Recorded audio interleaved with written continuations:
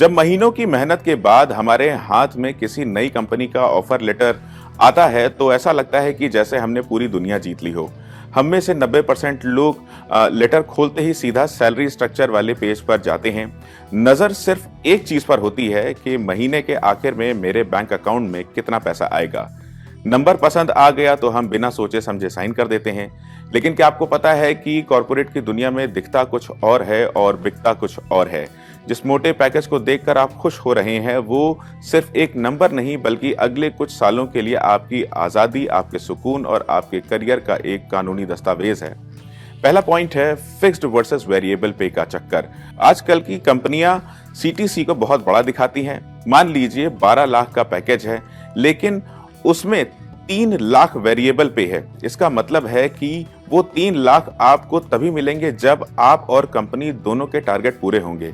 अगर offer letter में variable पे 20 से 30% से ज्यादा है तो समझ लीजिए आपकी फिक्स्ड यानी इन हैंड सैलरी काफी कम होने वाली है। दूसरा पॉइंट है ज्वाइनिंग बोनस की शर्त यानी क्लॉबैक क्लॉज। कई कंपनियां लुभाने के लिए 1 से 2 लाख का ज्वाइनिंग बोनस दे देती हैं। ये मुफ्त का पैसा नहीं है, इसके पीछे शर्त लिखी होती है कि अगर आपने 1 साल से पहले नौकरी छोड़ी तो आपको ये पूरा पैसा वापस करना होगा। अगर 6 महीने बाद आपको वहां का कल्चर पसंद नहीं आया तो आप चाहकर भी जॉब नहीं छोड़ पाएंगे क्योंकि आपको अपनी जेब से पैसे भरने पड़ेंगे।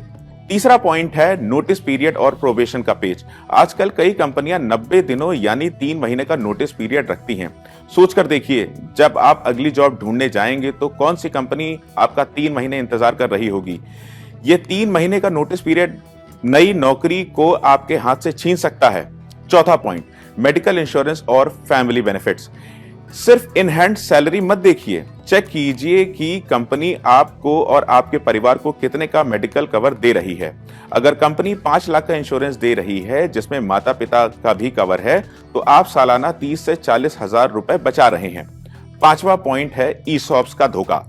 स्टार्टअप्स अक्सर कहते हैं कि सैलरी कम ले लो पर कंपनी के शेयर ले लो। इसमें हमेशा वेस्टिंग पीरियड चेक कीजिए।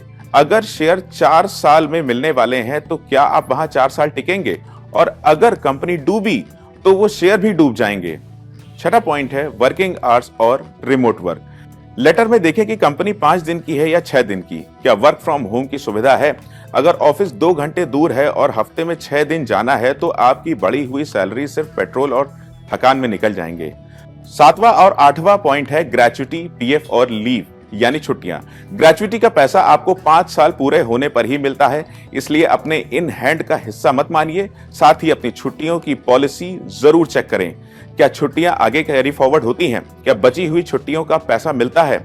अगर लेटर में नहीं लिखा तो एचआर से इसे लिखित यानी रिटर्न में लें। सीधी बात यह है कि अगली बार जब ऑफर लेटर आए तो सिर्फ जीरोज ना गिने बल्कि इन 8 बारीकियों को भी ध्यान से पढ़ें। एक सही फैसला आपको करियर की ऊंचाइयों पर ले जाएगा और बिना पढ़े किया गया एक दस्तखत आपको फंसा देगा और आपकी नौकरी खराब कर देगा।